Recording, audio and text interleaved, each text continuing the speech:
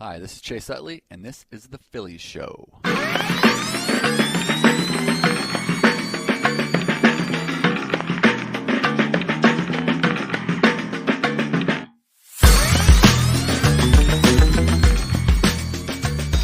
Hi, everybody.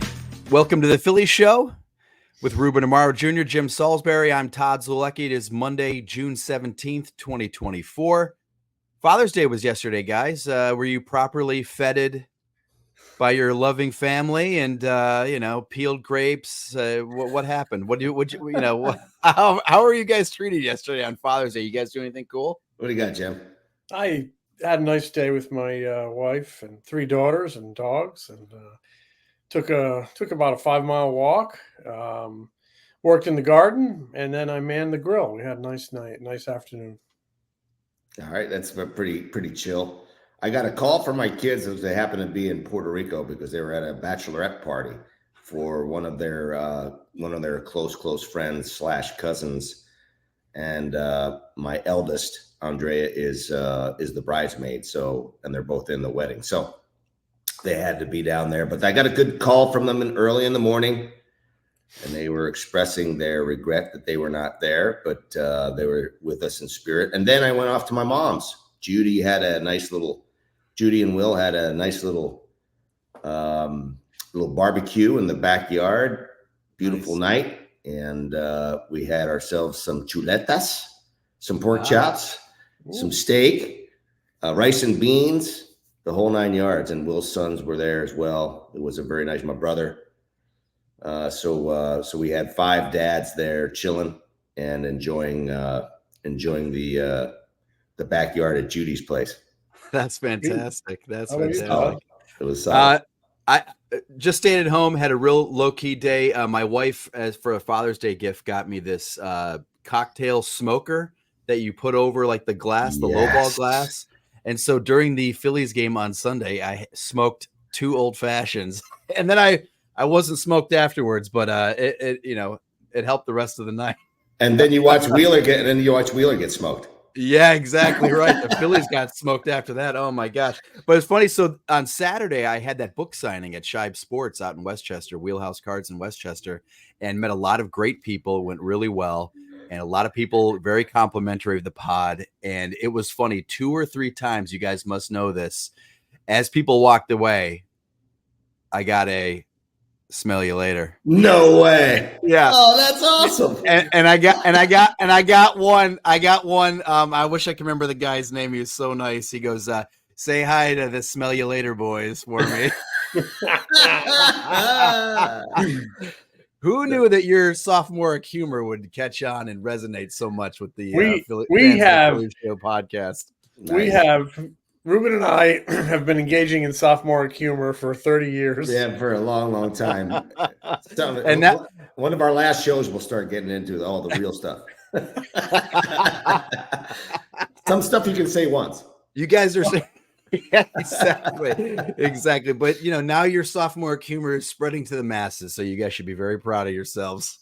How'd you do? Did you sell a lot of books? Yeah, I sold a lot of books. Yeah, it was a lot of fun. Yeah, I brought my son out, and so he came home with some Pokemon cards, which is a big deal. He got a couple packs of baseball cards, and he was excited. So yeah, it was a lot of fun. This book right here, man, is really good.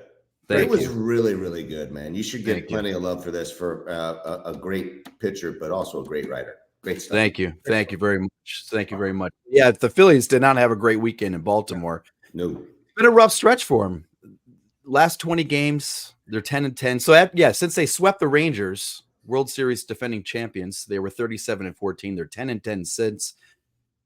But oddly enough, they've actually gained some games on the Braves in the standings. They've only lost a half game to the Dodgers for the best record in the National League. 10 of their next 13 are at home, guys. Home cooking coming at the right time. No question. They're 27-10 at home. Played really well at home. I kind of look at this stretch. As I look at this team in this little snapshot we're in right now, I see a team that needs a day off. They could really use today off, but they had to use 3 of them in the last, handful of days for London. So, they come off a tough trip, and they're right back at it. I feel like they could use that recharge day, but they're going to have to, draw their recharged energy from, being at home and how well they play at home, and the addition of Trea Turner, who's expected to come off the IL. I'm not, overly concerned about this stretch, but, their calling card all year has been great starting pitching, and they haven't gotten that, consistently outstanding starting pitching recently. A little blip here. I think they can get it back. They also have not, Baltimore, and we see this with this offense for years. They occasionally have these periods where they just don't hit with runners in scoring position, and those opportunities they don't cash in on. And I think they were 2 for 19 in the last 2 games, both losses in Baltimore. You got to do more than that if you want to win the game. But hats off to the Orioles. Very good team. I think the Orioles took it as a challenge to show how good they are against this Phillies team, because this Phillies team was off to this really great start. And I also think maybe they took it a little personal that the Phillies fans dominated their ballpark, which, hey, if the seats are available, if the Orioles were drawing better, those seats wouldn't be available. But almost like they're a little bit of an underdog in their own ballpark, and they showed them. Yeah, pretty impressed by the Orioles, and Boston played them tough as well. I mean, they swung the bats pretty well, but yeah, you're right, Jim. They're the pitching has been a little inconsistent. Starting pitching been a little inconsistent, and obviously their offense has not really gone crazy over the last 10 days or so. I don't get too concerned about the pitching thing. Aaron Nola had 8 days off or whatever, and then they just haven't gotten. And I think Wheeler's start was probably one of the worst starts he's ever had in his career. I think he can flush that one and put that away, much like Aaron Nola's going to do. One of the things I did notice about Wheeler's outing was he's missing his spots quite a bit. One of the things that he has done extraordinarily well, even with the stuff that he has, is that he's really hit his spots well. And he and Stubbs were, where Stubbs was asking for a fastball away or a cutter in, he really was not getting his pitches to his spots. And Baltimore's a really good ball club. I got a chance to see them. Talked with Freddie Gonzalez a little bit and Brandon Hyde about their ball club during spring training. And, they're really excited about their club. I think that they did a great job finally of getting that top of the rotation pitcher in Corbin Burns. I think that was the best trade of the offseason, without question, in my mind, because it was, pinpointed a real need for them. And now they've got a legitimate World Series contending team with some young players who can really play, anchored by Adley Rutschman and Gunnar Henderson, who are right in the middle of things. Very, very good young players. Rutschman, who is, best young catcher in the game, I think, from both sides of the ball, and then Gunnar Henderson, who's one of the best young shortstops in the game. He's going to awesome. Probably start. So you start thinking about how good they are up at the middle of the field, and. Man, it's a good ball club, and I think you're right. I think they view that as a challenge to see what they can do against the Phillies, and they beat them up pretty good, and pretty impressive team. So I don't have to hang their heads, but the Phillies don't have to hang their heads because they got beat by a pretty good club. But they do have to regroup and get a breather and start playing the game the way that they had for most of the season. Yeah, I'm not worried about the pitching either. I think that'll bounce back. Like you said, Nola, that huge long layoff, that was rough for him and Wheeler. He has those every once in a while. Then next time he's going to go out and he can go 7, 8 innings, 1 run, 10 strikeouts. But it was a frustrating weekend though. And you could tell it was a frustrating weekend when you saw mild-mannered manager Rob Thomson, as mad as I've ever seen him. Have you ever seen him that mad? Never. I mean, I've asked him some dumb questions over the years, and he has handled, I haven't even seen him raise an eyebrow at me, but obviously that's a lot different. But I've never seen him on the field lose it like he lost it on Sunday. And afterwards, players in the clubhouse said they really appreciated seeing Rob Thomson have their back and show up for them and argue on their behalf. And that stuff can be meaningful, right? I mean, I always remember Charlie Manuel saying this. You got to pick your spots. And I know I know you guys probably hear this a lot too. Fans wondering why Rob Thomson doesn't show more emotion, or why he doesn't get thrown out more, or why he doesn't bench a guy if he does this or does that, why he doesn't have more team meetings. Not that they've needed a lot over the past couple of years, but I think if you're screaming and yelling a lot, if you're having a lot of team meetings, if you're getting ejected a lot, it kind of loses its significance. So when dad goes out there and raises his voice, not that often, it's more impactful, is it not? No question. If you do it all the time, you lose your cred. It's like when Pat Gillick used to walk through the clubhouse. Pat didn't hang around the clubhouse a ton, did he, Ruben? I don't remember him around the clubhouse a lot. No, that wasn't his thing. He was way more stealth than that. Yeah, like that was maybe he was in there, but earlier in the day. But when Pat kind of walked through the clubhouse, I always felt like everybody perked up a little bit because it was kind of unusual. But yeah, you got to pick your spots, and I think there was some frustration on Friday night. But if he goes out and loses it there, it's going to look like, wow, they lost one game and he's going nuts. But he had good reason to do it yesterday. I mean, that missed call early in the game cost them a home run by Gunnar Henderson, cost Wheeler an out there, and then there was a pitch off the plate, and then there was the Stubbs thing. So I think it was justified. I think some frustration came out, and players do interpret it as having their back, especially a Wheeler and a Stott, and that situation would feel that way.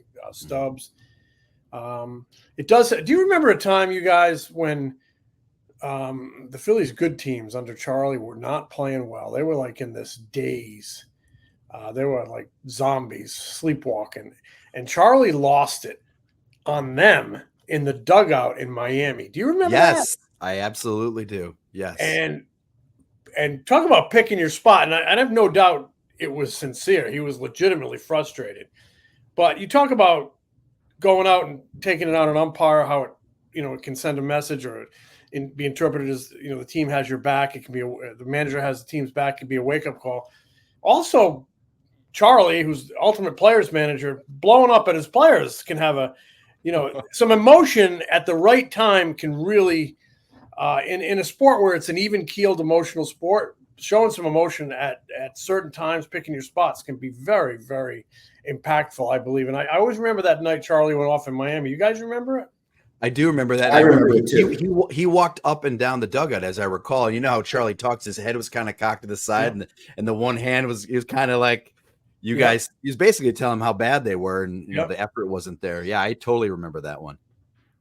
Yeah, I do believe in, and listen, I will tell you that Rob Thomson's been around the game a long time. He's seen managers operate. He's seen from Joe Torre to Joe Girardi, et cetera, et cetera. He's seen a lot of baseball, and he's seen a lot of people handle themselves as leaders. I think Rob Thomson is a gem. I really do. I think he's intelligent. I think he's impactful. I think he's meaningful and intentional. And he really does know how hard this game is. And so I think he's super supportive. And I think if the players know that he has your back, then it gives you license to get on him. I mean, Bobby Cox was like that too, one of the best managers of all time. Well, Bobby Cox would be super, super supportive of his players publicly. But it also gave him license to zip him when he had to, take him into the club, into his office and pop him and say, hey, man, you're not giving me what I need or what this team needs or whatever the case may be. And so I think I think the ejection, probably a little combination. He's a human being, a little combination of being a little frustrated with what was going on as far as their overall play, but also trying to make sure that he has his players' backs and also maybe giving off he's a human being, right? Giving off a little steam. I mean, yeah, no doubt. Sometimes you got to get a little pissed off, and that's okay. And I think that's good stuff. Do you think he could get suspended for going nose to nose? I don't think so. I mean, even if he might just get a little fine, I don't think he's going to get suspended. But I think they missed the call, and the ball hit Stubby's foot. I mean, there was no question about it, and I can't believe that they screwed that up, but they did. Yeah. on top of that, I mean, he had a legitimate beef that the guy at second base was making the call when Eastbrook was standing right there. Right. I mean, he should have seen the ball hit the foot. I mean, it's not like he was getting blocked off by Rutschman or anything like that, or the catcher. The only reason I asked about the suspension is I was looking at memorable ejections, and Charlie got tossed on May 15th, 2012. He and Bob Davidson went nose to nose in a game. Balk and Bob, yeah, they went nose to nose, and both of them got suspended. Charlie got suspended. I think maybe just Bob Davidson got suspended. He got suspended for one game for his actions and not de-escalating the situation, and that did not look like a situation that was anybody was trying to de-escalate that one. It was like, let's let these guys go. That was wild, right? Yeah, they both got after it a little bit. They did. They both got after. That was old school. We don't see a lot of that anymore with technology and the robotization of the game. Speaking of which, I mean, someday we might see automated strike zone where the wheeler pitch, the hitter or the pitcher or the catcher would tap the head and get a challenge, and it's a strike. I mean, how do we feel about that? I think we're headed there. I mean, the slippery slope started and I remember David Montgomery talking about it, when the challenges in general were going to happen. At some point, all of it was going to start working its way down the slope. And so it's going to happen. It's just, I'm not sure exactly how they're going to manage it, but I'm sure they'll manage it one way or another, whether it's a challenge or it's automatic all the time. Yeah, I like the idea of a challenge system. I know, Ruben, I believe you said you like the human element of the game, and I don't disagree with that. But I will say that perspective always changes if it's Game 7 of the NLCS. Bryce Harper's up 3-2, and it's ball 4, and instead it's called strike 3, game's over. Those are the moments where I go, I'm not so much. I don't know how much I'm into the human element of the game. The Phillies, or your team, whoever you're rooting for, just lost a key moment. I'm sure Jim Joyce would love to, or, instant replay could have saved a lot of big moments in baseball history, changed a lot of big moments in baseball history, like that perfect game in Detroit many, many years ago. Yeah, I felt so badly for Jim. Yeah. He's such a great guy and a great umpire. I mean, he's literally I think he is a Hall of Fame umpire and a Hall of Fame person, and he was legitimately crushed by that. That was because he was a good umpire. I remember that we were in Atlanta when that happened. I remember being in the Atlanta airport, waiting for a flight back to Philly at like a TGI Fridays and grabbing something to eat. You might have been with me, Todd, and we're watching that unfold on the TV. And then I get on the plane and I'm following it on the, I think I was following it on Twitter. It was just crazy. And then you remember Jim Joyce was in Philadelphia the next day. That crew came to Philadelphia because I remember seeing him and actually saying hi to him. And he was still pretty shaken. And replay would have saved that whole thing. Remember who the runner was? Was it a former Philly? Yes. He was with Cleveland. Was it Michael Martinez? Jason Donald. It was Jason Donald. And he comes across the bag and he's like, oh my God! Even he knew he was out. It was a rough scene that I wouldn't wish on anybody. And that's why I like the idea of a challenge system. Maybe you get 3 challenges per team per strike zone, so you have to make sure the guys that know the strike zone. You have to make sure you're right. The full automatic strike zone sounds like it could extend the games a little bit and not really help as much as you want. So I like that idea. Little challenge. Yeah, we'll see. It's going to happen in the next year or two, no doubt. Right. So Trea Turner is going to be activated today. We all assume. Rob Thomson basically said, unless something unforeseen happens, the expected move is Johan Rojas getting optioned to Triple-A. I suppose they could change their mind, or maybe they haven't totally made up their mind yet. Johan Rojas getting optioned to Triple-A to kind of boost their off-field production. Brandon Marsh presumably will be the center fielder, maybe sharing some time with Christian Pache. You have some combination of David Dahl, Whit Merrifield, maybe Edmundo Sosa in left field. We like this? I think it's going to boost your offense a little bit, or has the potential to boost your offense, and probably maybe not even weaken your defense, because Rojas hasn't been – he made a nice play in Baltimore over the weekend, but he hasn't been – double plus defender they thought he would be. He hasn't been Right. elite level, but he's also not a finished product. I don't think if he approaches it the right way mentally, he may take it pretty hard. He's been up in the big leagues for a while, and the teammates like him. But if he approaches it the right way, as a chance to play regularly and just go out and try to improve and get back here, it could be beneficial for him and the team. We'll see. Ruben, what do you think? Yeah, I've been through it myself. I mean, obviously not the prospect or talent that he was, but I understand the feeling. And in some ways, it may be a little bit of an albatross taken off him because there's some pressure to be up there and to perform for a team that's winning.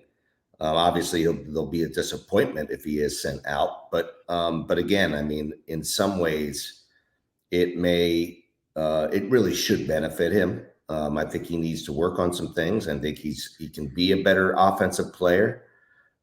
He is not, as you said, Jim, not a finished product. But I think this is a good thing. I just feel like this is a good time for them to do it.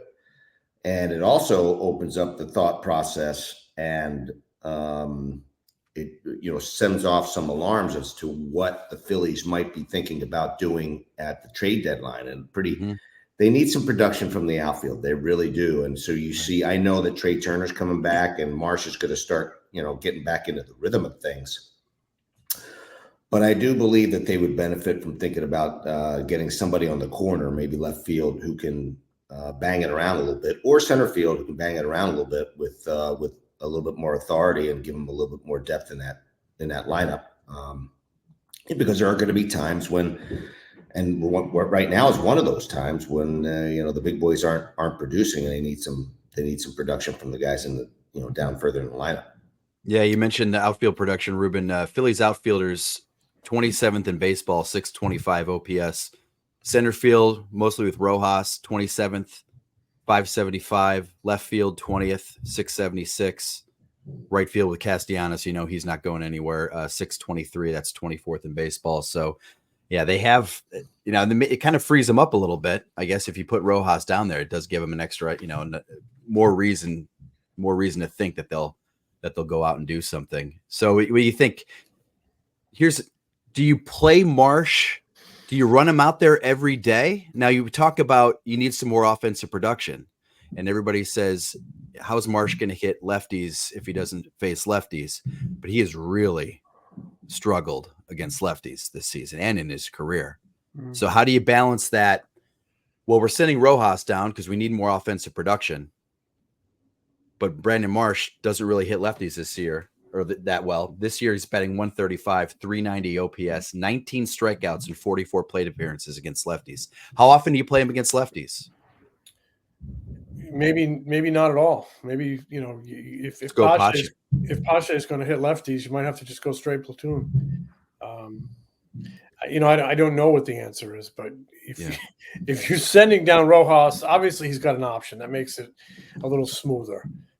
But if you're trying to find more production in the outfield, you owe it to yourself to go with the platoon if that's going to give you the most production. It's not necessarily another chance to find out if Marsh can hit lefties or give him more training there. You're here to win a division and win ball games. If he gets a stray start against the lefty and he looks good, maybe he gets another one. But I think you got to prioritize production. And if it's a platoon with Pache and Marsh, that's probably the way I would go. You guys? So I'm totally different. I would just run them out there. Right now, they have the luxury of being able to do that. I'd run them out there every single day and find out. Find out if he can do it as you get closer and closer to the trade deadline to decide whether or not, okay, what do I need in the outfield on the corner, basically left field, if I can truly trust Brandon Marsh to be our center fielder, to be our center fielder for a world championship team. I would run them out there every single day from now on in. I would let him hit as many lefties as possible and find out. And if he can't do it, then I know. Okay. Then I know it's been a while, and I know he's had sort of sporadic opportunities to hit against lefties. He hasn't given them like every single lefty. I think you just run him out there, find out what he can do, whether he can end up making an adjustment or not.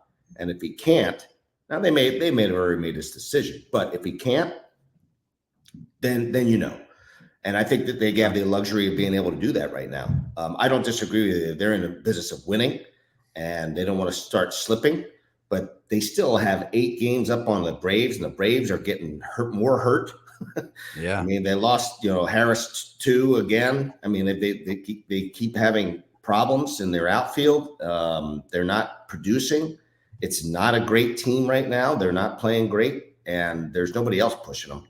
But we also know that I think regardless of the lead you have, managers and teams fall in love with production. And there is evidence on this team in Sosa.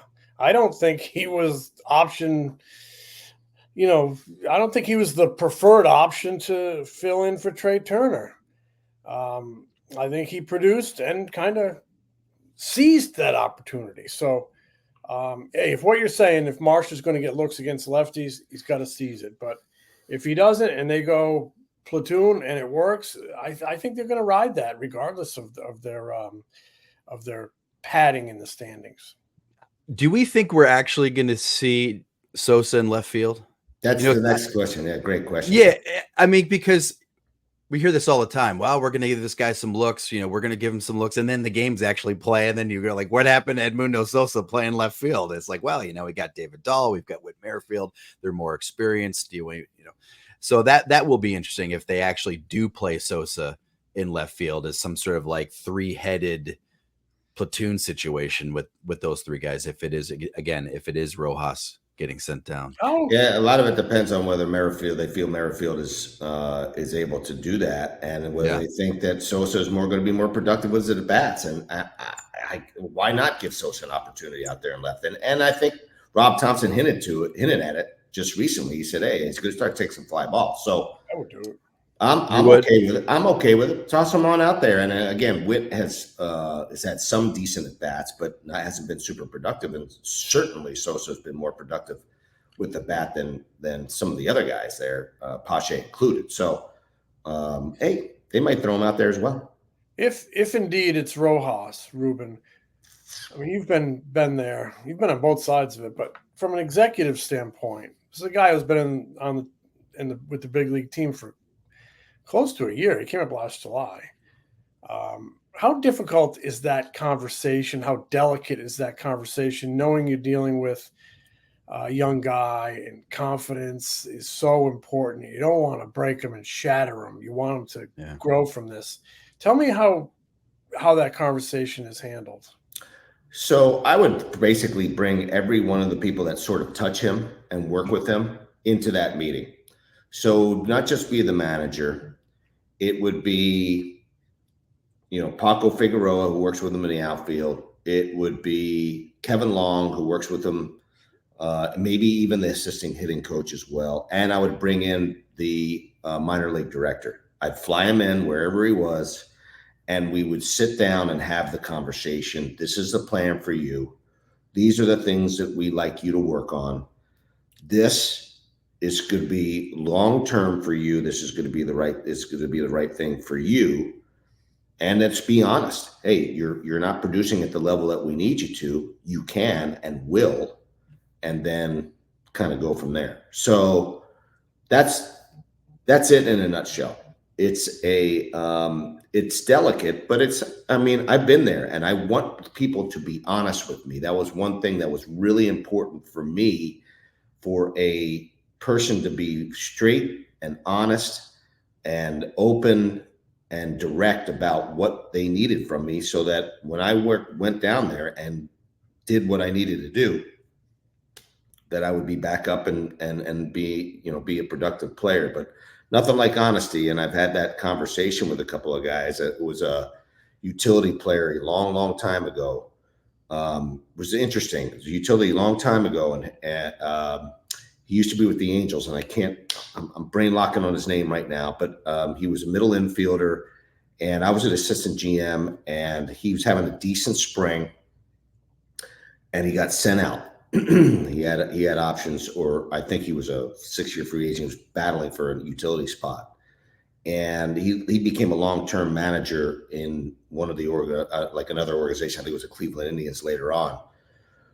but I was at a Reading and he asked me, he actually got sent out, and then he wanted to have a meeting with me personally. He said, can you please tell me why I got sent out? I said, I'm going to be honest with you, my friend, because you're not good enough to play in the major leagues right now.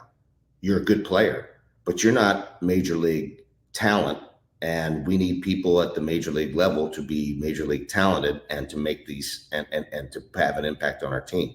And he hated me for a while when I told him that, because that's a tough thing to hear when you're trying to be a major league player. He came to me years later as a manager. He actually, I went to see his team. He was managing a team in the Eastern League. He came to me later on and said, Ruben, I just want to let you know, now that I'm in position, I totally understand how you handled this. He said, I've grown to respect and understand, and I really appreciate how honest you were with me, because now I have to do the same thing with some of the players we have to release or send down or whatever. And I understand from this perspective what it takes to be in your position. And that really actually made me feel really good, because that's what I wanted to hear when I was getting sent out, or I was being optioned, or I was being released, or whatever the case may be. And I think that was an important part of the process. I wonder if one of the messages that Johan will get, again, if it is him getting optioned today, is remember in spring training when you were out there every morning with Sean Williams working on your bunting drills? Maybe try dropping a few more bunts. He's got one bunt hit all year. That was the thing going into the season, was we want this guy bunting a lot, utilizing his speed, and he really hasn't done that. So I don't know. I wonder if that would be part of the message, or is that maybe overrated? I don't know. I think for him, it's the whole game. I mean, defensively, got a little lackadaisical. He was one of those guys who busted it all the time. It's one of the things I was really impressed by him, that he was very conscientious, didn't get too cool in the outfield. Now you see him in the major leagues getting a little too cool, make some mistakes here and there. I think the entire game, he needs to work on the entire game, because he's not a finished product. He's got talent and he has ability, but he's got the whole game he's got to work on, and that's the whole reason why they have the minor leagues. Right. So tonight, Phillies open 10 of their next 13 are at home. Monday night tonight, Christopher Sanchez versus Randy Vasquez, Padres. He's 1-3, 4.93 ERA. Tuesday, it's Aaron Nola versus Michael King, righty, 5.4, 3.58 ERA. And then they finish it up on Wednesday, Ranger Suarez versus Matt Waldron, 4-6, 3.66 ERA. Padres going into the weekend were one of the only 500 teams above, only National League teams above 500. So just swept by the Mets. Exactly. So they're kind of reeling a little bit. So good opportunity for the Phillies to try to get healthy. It will be good to get in front of the home crowd. So we will be back later this week. Phillies do have an off day coming up, like you guys mentioned at the top of the show. A much needed off day. It's coming up on Thursday. So we'll be back on Thursday. Talk to you guys. Smell you later, boys. Smell you, Jim.